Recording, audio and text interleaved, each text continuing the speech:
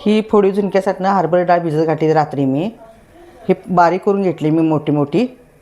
आता हे तुम्हाला दाखवतो मी फोडी झुणका कसा करायचा ते. हे अर्धी वाटी तेल घेतले.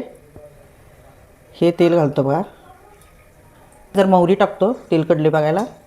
जिरं टाकून घेतो आणि हे लसूण टाकतो. हे कढीपत्ता घालते.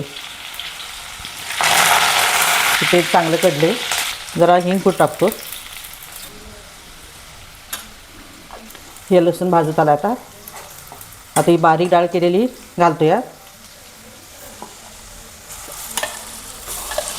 अशी डाळ सगळी घातली आणि हे सगळं संपूर्ण हलवून घ्यायचं तेलात.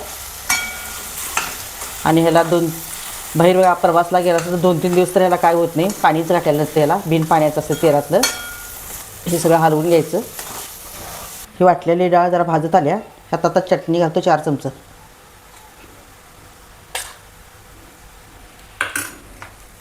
चवीपुरतं मीठ घालायचं. हे सगळं हलवून घ्यायचं. हे चांगलं भाजस्तोवर हलवून घ्यायचं.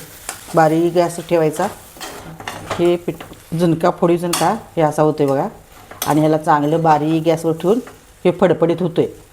मग ह्याला सगळं शिजतंही असतं सगळं व्यवस्थित. आणि ह्याला बारीक गॅसवर ठेवायचं. आणि नंतर हे शिजल्यानंतर कोथिंबीर खोबरं घालायचं. ह्याला 5 मिनटं झाकून ठेवते मी. थोड्या वेळानं हलवतं. झुणका आपला तयार झाला आहे फोडी झुणका. ह्याच्यावर आता कोथिंबीर घालते. हे बघा.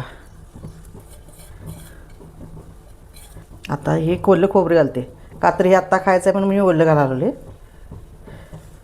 बाहेर न्यायचं असलं तर वाळं घालायचं.